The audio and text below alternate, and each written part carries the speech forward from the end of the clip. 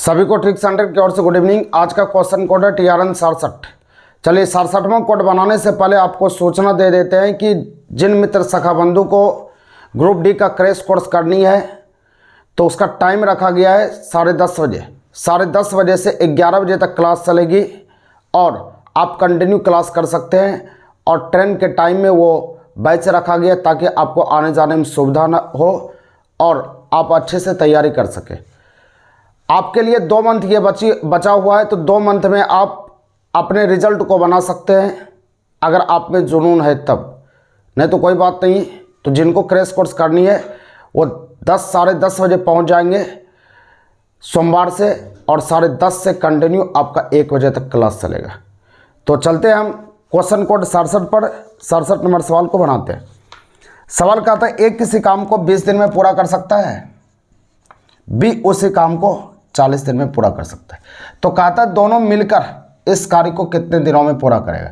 तो दोनों मिलकर जब भी बात रहेगा गुना बटा जोड़ करेंगे।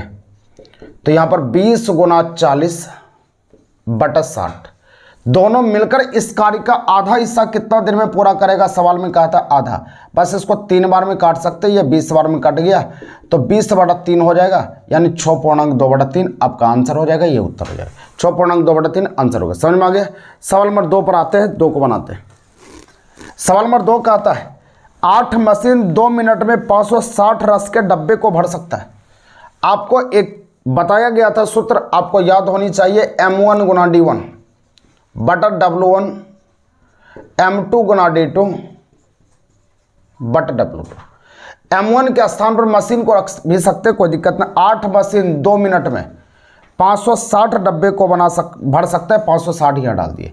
फिर कहता है, तो फिर यहाँ पर कहता है 20 मशीन 6 मिनट में कितना डब्बा को भरेगा, यह x डाल दिए। इसको 70 बार में काट सकते हैं, ये 35 बार में कट जाएगा। अब x बराबर निकालिएगा, 35 गुना ये 70 हो जाएगा, तो 35 गुना 70 यहाँ 700 हो जाएगा, 700 गुना 6 हो जाएगा, यही होगा ना।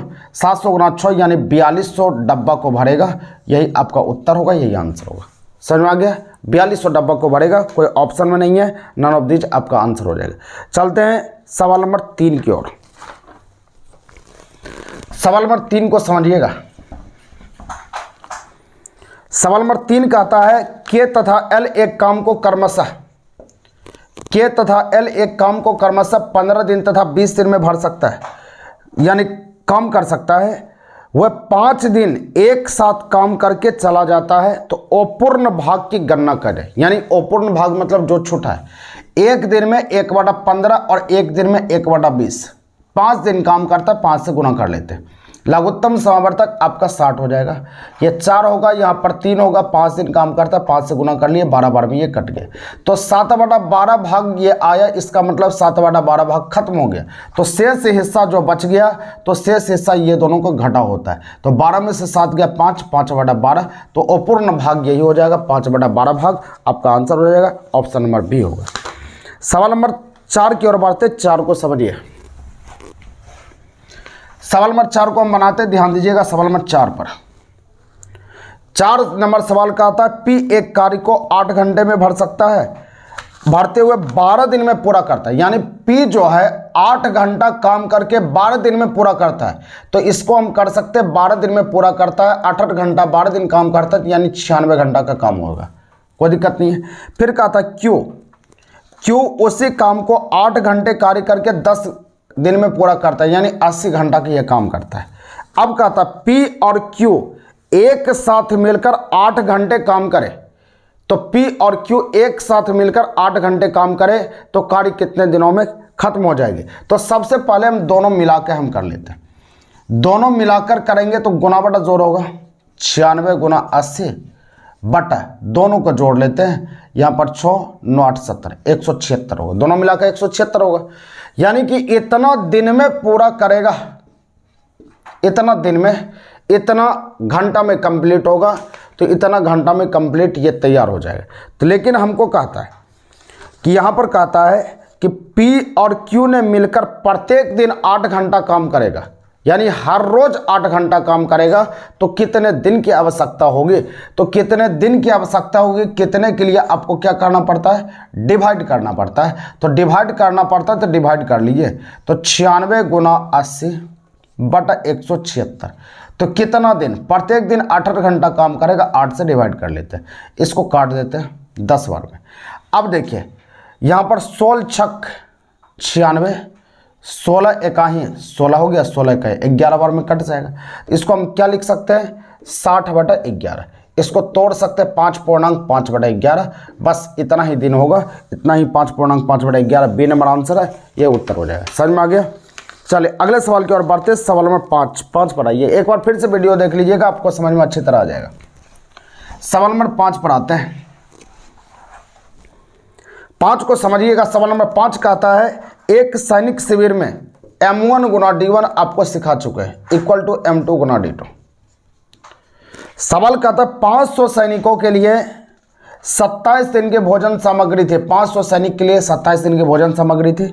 उसके बाद कहा 3 दिनों के बाद 3 दिन खाना खाता है, यानी 500 सैनिक तो 3 दिन खाना खाता है।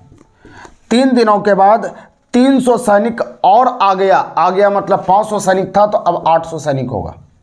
800 सैनिक होगा तो शेष भोजन सामग्री कितने दिनों तक चलेगा, x मान लीजिए। एक तरफ कर लिए 500 इधर हम ले लिए, तो यहाँ 27 में से ये आपका 3 तो घट जाएगा, इधर कॉमन आ जाएगा, 800x हो जाएगा, कोई दिक्कत नहीं है।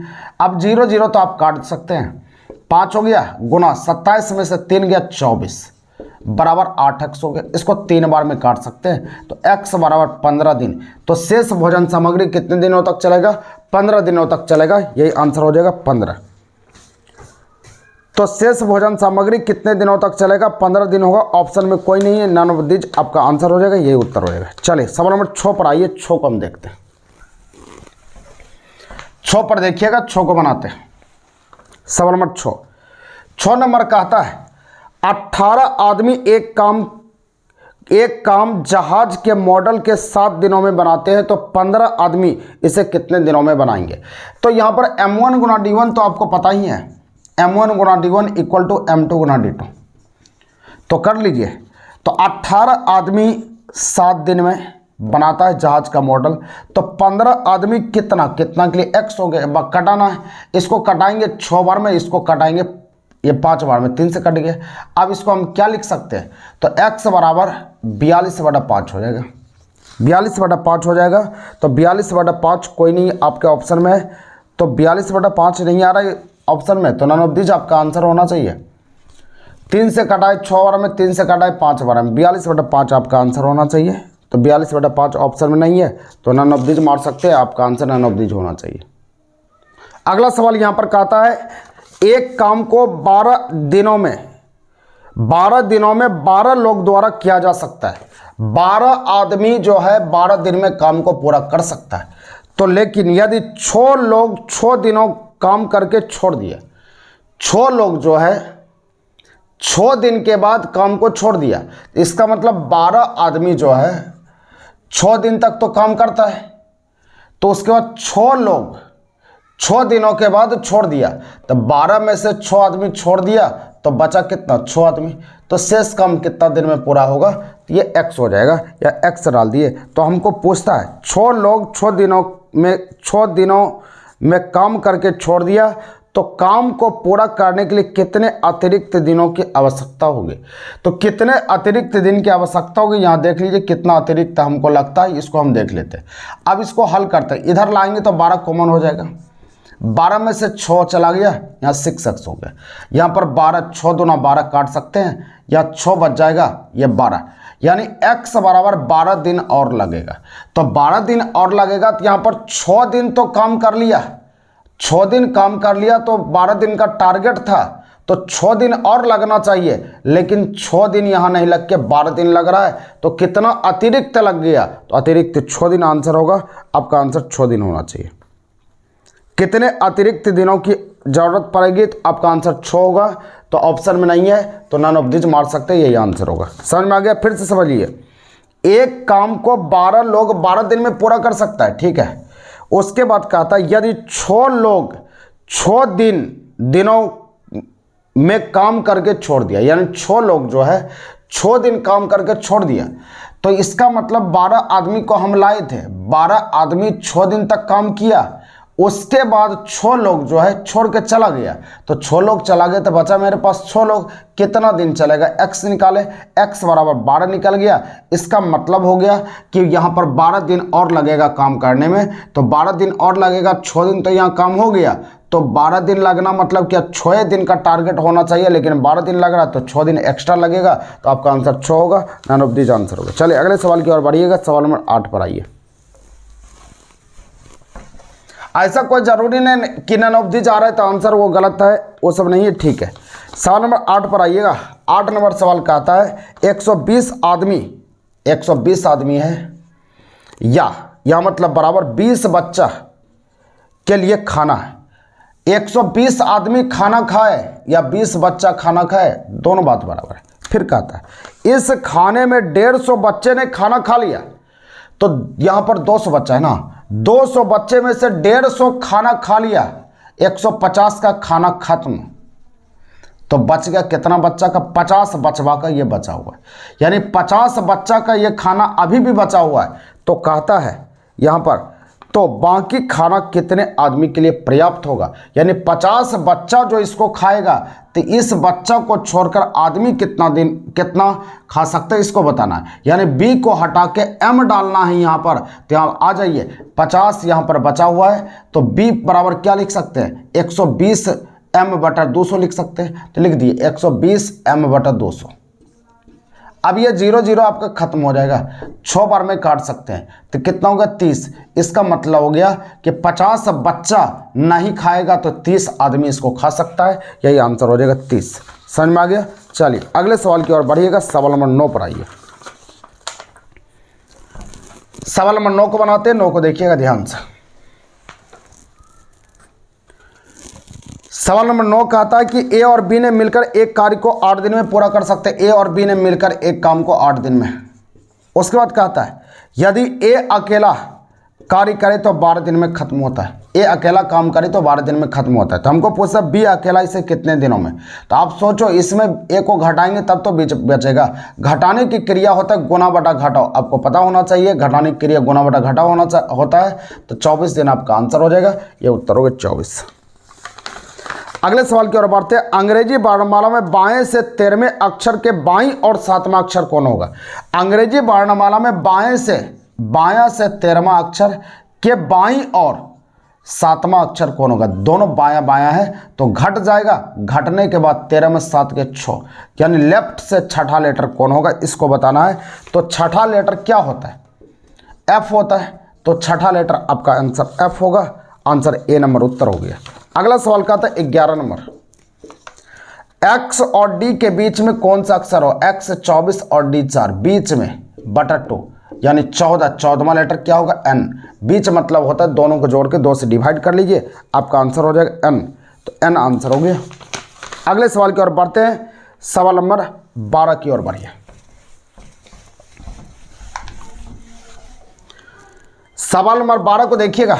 12 नंबर का आता है ए बी, उसका बी ए, फिर कहता है ए बी सी, फिर कहता है सी बी ए, फिर कहता है ए बी सी डी। तो आगे क्या होगा देखिए, ए बी लिखा है इसको उल्टा दिया, ए बी सी लिखा है इसको उल्टा दिया, ये भी उल्टेगा, डी सी बी ए, बस ये आंसर हो जाए डी सी बी ए, आपका आंसर होगा। अगला सवाल है 13 नंबर। 13 नंबर का आता है जेड वाई एक्स डब्ल्यू भी यू, उसका वट ओ क्यू है ना, क्यू पी ओ। देखिए यहाँ जड 26, यहाँ 23, यानी कि 3 घटा, तो यहाँ पर 3 घटेगा तो क्या होगा 20, 20वां लेटर टी हो गया। टी वाला ऑप्शन वाला होगा, तो टी वाला ऑप्शन वाला देख लीजिए कि टी वाला कहीं पर मिल रहा है क्या। टी वाला यहाँ पर टी वाला 1 नंबर है, तो 1 नंबर अकमुन्ना शॉट मार सकते हैं, लेकिन नन ऑफ दिस है तो इसको भी देखना पड़ेगा। 25, 22, 3 घटा तो 3 घटेगा 19, 19वां लेटर एस, तो 1 नंबर में होगा 24, यहाँ पर 21, 3 घटा 21 में से 3 घटेगा तो आपका हो जाएगा यहाँ 21 में से 3 घटेगा 18, 18वां लेटर आर, तो ए नंबर आंसर दिख रहा है, ए नंबर हो जाएगा। 14 नंबर आइएगा। ACFJOUBJ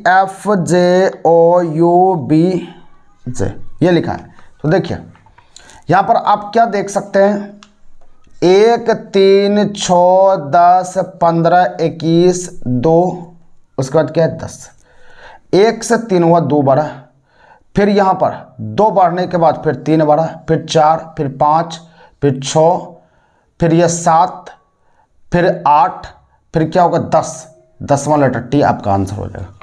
10वां लेटर टी आपका आंसर होगा, यह उत्तर टी हो जाएगा। अगले सवाल की ओर बढ़िएगा। सवाल नंबर 15 का आंसर आपसे चाहेंगे कि सवाल नंबर 15 का आंसर आप क्या बनाते हैं। 15 का उत्तर सोच समझ के दीजिए। 16 पर हम आते हैं, 16 पर आइएगा।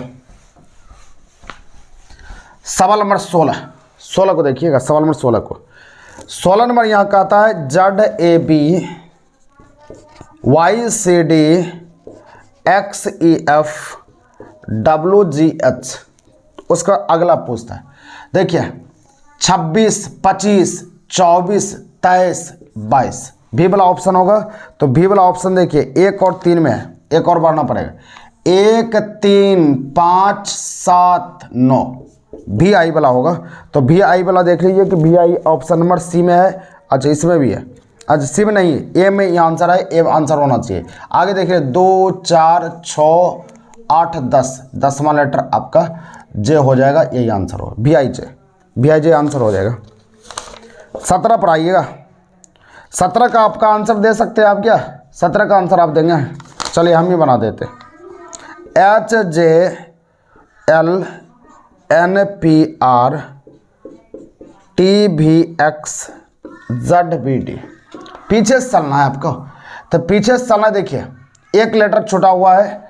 तो यहाँ पर आप क्या कर 26 या 20 6 घटा, ये 6 घटा कितना 14, ये 6 घटा 8, तो यहाँ पर 6 घटेगा, यहाँ पर 6 घटना चाहिए ना आपका। तो तीसरा 6 तो यहाँ घट ही रहा है।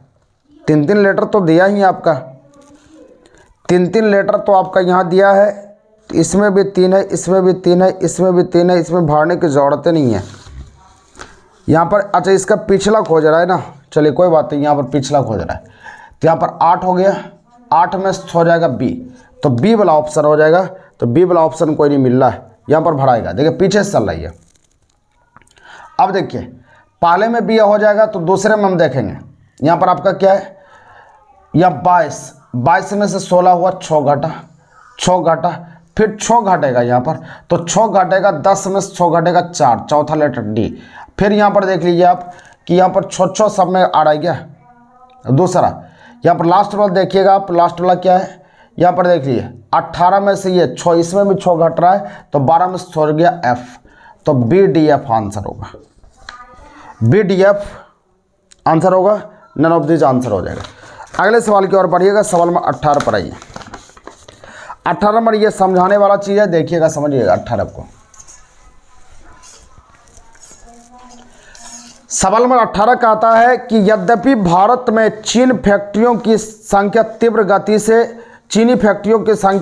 गति से बढ़ रही है, लेकिन हम अभी भी दूसरे देश से इसका आयात करते हैं। कहने का मतलब है कि भारत में चीनी के फैक्ट्री हम लगा रहे हैं, फिर भी अभी हम दूसरे देश से आयात करते, दूसरे देश से हम खरीदते हैं। इसका मतलब क्या, मेरा चीनी फैक्ट्री जो है मेरे मांग को पूरा नहीं कर पा रहा है। वो बनाता तो ज़रूर है लेकिन मांग को पूरा नहीं कर रहा है, ये मतलब हुआ ना। हम देखते पूरा अवधारणा। हो सकता है फैक्ट्री की बढ़ी हुई संख्या भारत में चीनी की मांग को पूरा नहीं कर रहा है, ये सही होगा। दूसरा कहता है चीनी की मांग भविष्य में बहुत वृद्धि हो जाएगी। भविष्य को हम नहीं देखें, अभी को हम देखना है।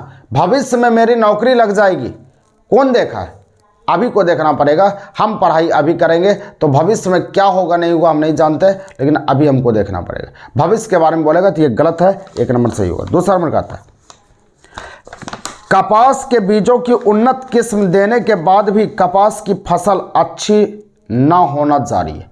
यानी कि किसान को कपास की फसल की उन्नत किस्म दिया, फिर भी अच्छा फसल नहीं हुआ। इसका वजह क्या देखते हैं। उन्नत किस्म के बीज होना चाहिए। उन्नत किस्म के बीज देने के बाद कपास की उपज में बढ़ोतरी की संभावना थी, ये सही है। हम किसी को दिए उन्नत किस्म का बीज दिए, और किसान को क्या उम्मीद से दिए ना कि बढ़ेगा, इसकी संभावना, ये सही होगा। 2 नंबर कहता है उन्नत किस्म के बीजों को देने से पहले कपास की उपज पर्याप्त थी। पहले और बाद गलत होता है। पहले क्या था हम नहीं देखें, बाद में क्या होगा नहीं देखेंगे, लेकिन प्रेजेंट में जो होना चाहिए वो सही होगा। 1 नंबर से 2 गलत। अगला कहता है, यहाँ ध्यान दीजिएगा 20 नंबर, 5 जनवरी 1975 को शुक्रवार तो हमको कहता है 5 जनवरी 1976 को कौन, देखिए ये जनवरी है 75 से 76 हमारा 1 साल की वृद्धि हो रहा है। तो आप ध्यान देना कि 28 कहीं नजर आए तो 1 दिन प्लस करना है, अगर 29 नजर आए तो 2 दिन प्लस करना है। ये चीज़ को ध्यान में रखना।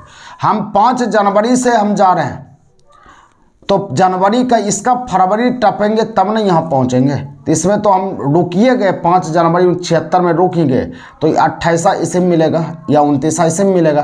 तो 75 1975 जिसमें 4 से भाग नहीं लगता है उसका फरवरी माह 28 दिन का होता है, तो 28 में सिर्फ 1 दिन प्लस करना है, ये शनिवार आंसर हो जाएगा, आंसर होगा। जैसे यहाँ पर कहता है अगला 22 नंबर कहता है यहाँ पर 21 नंबर कहता है मार्च 1964 10 मार्च 1964 को बुधवार है तो 10 मार्च 1965 को कौन सा दिन होगा। देखिए मार्च में हम चले आए तो फरवरी तो नामो निशान इसमें खत्म हो गया, इसका फरवरी देखिए, तो इसमें फरवरी देखिए दोनों में से एक को मिलेगा। फरवरी इसमें 4 से भाग नहीं लगता है तो 28 होगा, तो बुध से ये भी गुरु हो जाएगा, गुरुवार आपका आंसर हो गया। अगला सवाल कहता है कि 22 नंबर सवाल कहता है 2 तारीख को रविवार है तो 25 तारीख को वट, तो हम बोले 7 14 21 28 को किसी भी डेट में जोड़ते हैं वही दिन रिपीट कर जाता है, 2 में हम 21 को जोड़ लेते हैं। ये 23 तारीख को ये रविवार हो गया, 24 तारीख को सोमवार, 25 तारीख को मंगल, यही दंगल होगा, यही आंसर होगा, ये उत्तर हो जाएगा।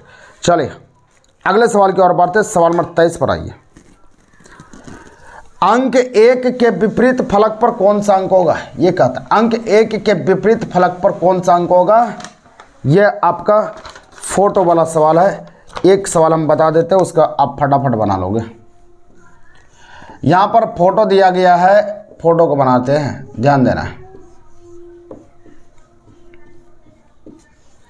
फोटो है 5 3 2 1 4 6 और 4 1 5, फिर एक फोटो और है, यह है 3 1 6। 1 के विपरीत फलक पर क्या होगा, देखिए इसमें 1 है 4 और 6, 4 और 6 कहीं कॉमन नहीं है। 1 यहाँ पर 4 और 5, 4 और 5 भी नहीं है। 1 यहाँ पर 3 और 6, 3 और 6 भी कॉमन नहीं आ रहा है, कॉमन किसी में नहीं आ रहा है, कॉमन विधि काम नहीं कर रहा है, तो हमको बनाना पड़ेगा इस प्रकार से, या आप इस प्रकार से ले, 1 का विपरीत चाहिए ना, तो 1 का विपरीत चाहिए तो 2 पासा को ढूंढिए जिसमें 1 डिजिट कॉमन हो। इसमें और इसमें आप देखिए कि इसमें और इसमें आपको कोई चीज़ कॉमन नहीं है, तो इसमें और इसमें देखिए तो 5 कॉमन है, इस दोनों को उठा लीजिए, जो कॉमन है उसको लिख लेते हैं। 5 के बगल में 2 और 3, तो 2 और 3 यहाँ लिख लिए। 5 के बगल में 1 और 4 है, 1 और 4 लिख दिए। 1 का विपरीत क्या होगा 2, 1 का विपरीत 2 हो जाएगा, ये आंसर हो जाएगा। और सिर्फ लिखना है, सिर्फ देख लेना है कि 1 डिजिट जिसमें कॉमन आए उसको निकाल लीजिए, लिख दिए, उसको सीरियल वाइज लिख दिए, ऊपर का नीचे होता है उल्टा, नीचे को ऊपर वाला होता है। जैसे दूसरा नंबर सवाल में कहता है, यहाँ पर दूसरा नंबर सवाल कहता है यहाँ पर 24 नंबर, 24 नंबर यहाँ ध्यान देना है। यहाँ पर है BACEDB, तो हमको कहता है 1 के सामने क्या होगा, तो यहाँ पर 1 के सामने क्या होगा देख लेते हैं, B और C। तो B और C तो कॉमन है नहीं है, तो ये दोनों हम देखते हैं कि कॉमन क्या दिख रहा है, B, तो B दोनों तरफ हम ले लेते हैं। B के बगल में C और A हो गया, तो B के बगल में D और E है, D और E हो गया। तो आंसर पूछता है कि यहाँ पर कहता है 1 के सामने क्या होगा, तो देख लीजिए 1 के सामने क्या है, E है, तो ये आंसर हो जाएगा। 25 का आंसर बताएंगे आप, 25 का आंसर क्या होता है। 26 नंबर कहता है यदि किसी घड़ी में 8:40 हो रहे हो तो घंटे और मिनट की सुई के बीच कितने डिग्री का कोण बनेगा, इसका भी आंसर हमको चाहिए। इसका भी आंसर कमेंट बॉक्स में चाहिए कि आपका आंसर क्या होता है। अगला सवाल है कि यदि किसी घड़ी में 1:20 हो रहे हैं तो घंटे और मिनट की सुई के बीच कितने डिग्री का कोण बनेगा, इसका भी आंसर चाहिए। हम बताए थे आपको 60h-11m/ρ। यह सूत्र पर आपको बैठा के कमेंट बॉक्स में आंसर देना है। तो आंसर आपका क्या आता है? उम्मीद करते हैं कि आपको समझ में आ चुका होगा और नेक्स्ट वीडियो के साथ कल मिलेंगे। तब तक टेक्स सेंटर की ओर से जय हिंद।